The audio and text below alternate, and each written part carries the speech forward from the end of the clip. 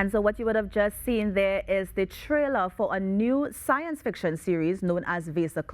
And while many have lauded the cool effects, it's the fact that it's a local science fiction series that has piqued the interest of many viewers. I mean, it certainly has piqued our interest because we do have the creator of the series, Mr. Ansel Harris, and we also have the lead actor of Vaser, Mr. Jamil James. Good morning, gentlemen. Thank you guys so much for joining us. Good morning. Good morning. So thank you so much, Ansel, for correcting me because I have been saying Vaser all morning and it's actually Vaser. I love it.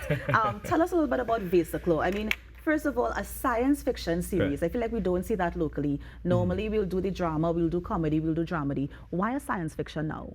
I think it's about time that we have that, especially how the world going right now in terms of the Netflix and the Paramount Plus, Disney Plus, and all these characters now coming into the limelight now. So I think it's about time that the Caribbean as well, you know, have something that could represent, you know, in terms of the science fiction, in terms of the superhero stuff, these kind of things. And I have a comic background. So like Vaser was one of my first set of characters that, you know, I created from 2 years, you know. So it was really good to actually do the project and actually see bring the characters to life. Bring the characters to life and on screen, and you know, we get a lot of good feedback from people who, you know, loving the special effects, loving the action and certain things like that. So it's good.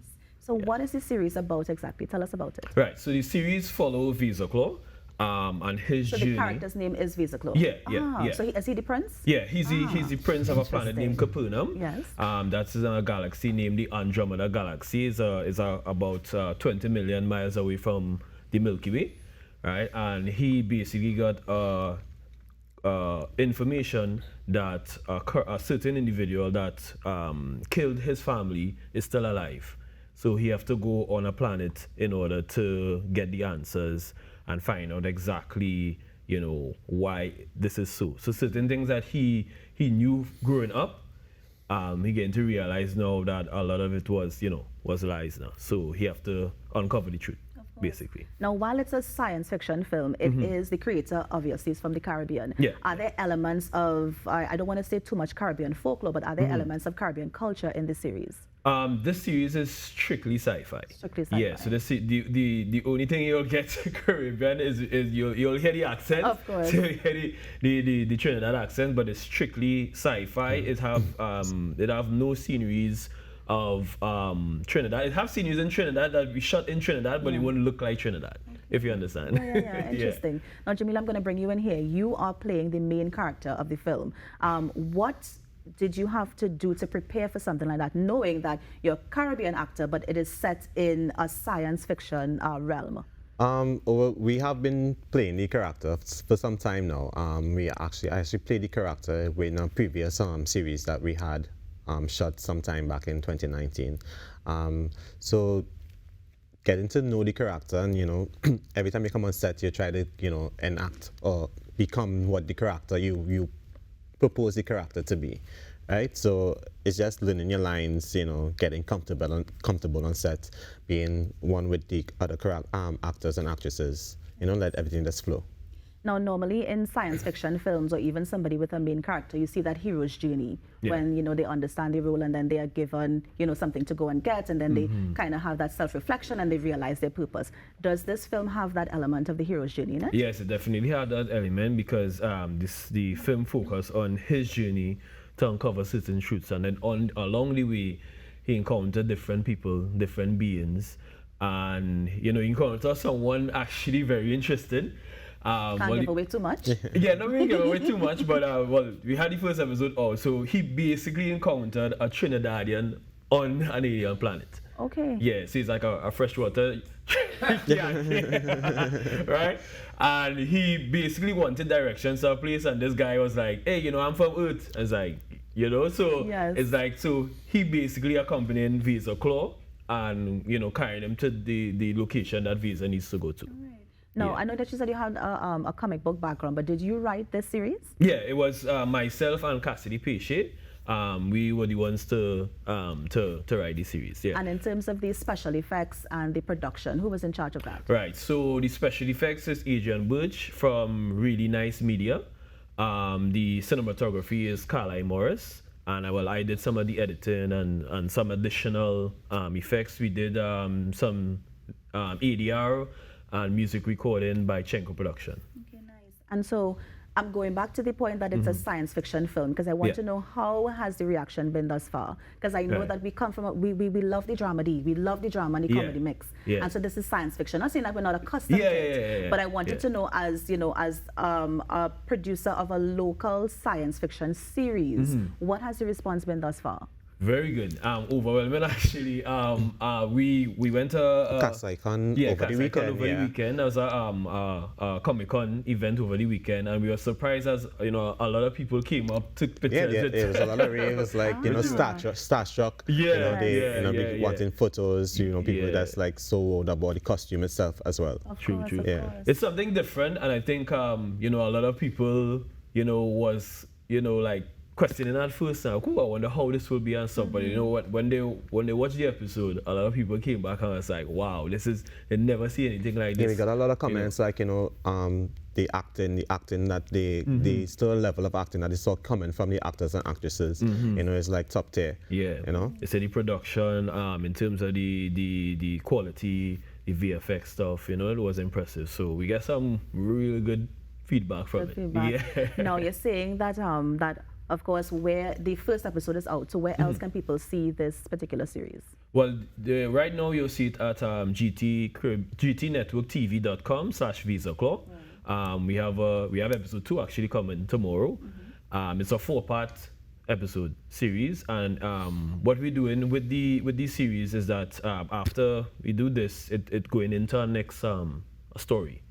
So like a season 2, or is it an anthology? Yeah. An anthology, yeah. right. So the similar like how Marvel have their movies connected. Yeah, we're doing a similar connection. Nice. So after VaserClaw, we have a couple other productions that will tie into the whole universe. Yes.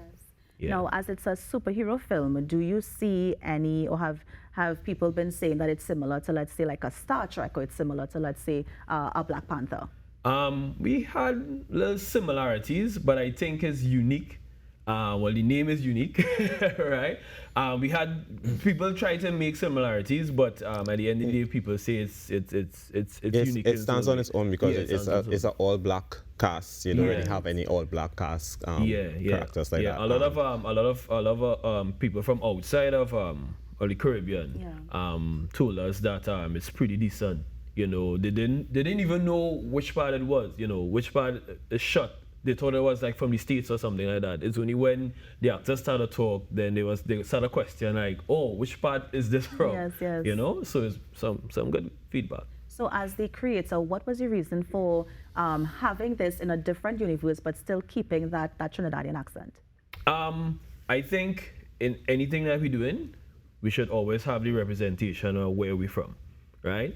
Because if you watch Star Wars, Star Trek, they all talk an American accent, no matter where, So one thing is that I always wanted to keep it trendy, so people know, where it's from. The dialect may not be heavy, but you'll know that it's a Trinidad or / Caribbean production.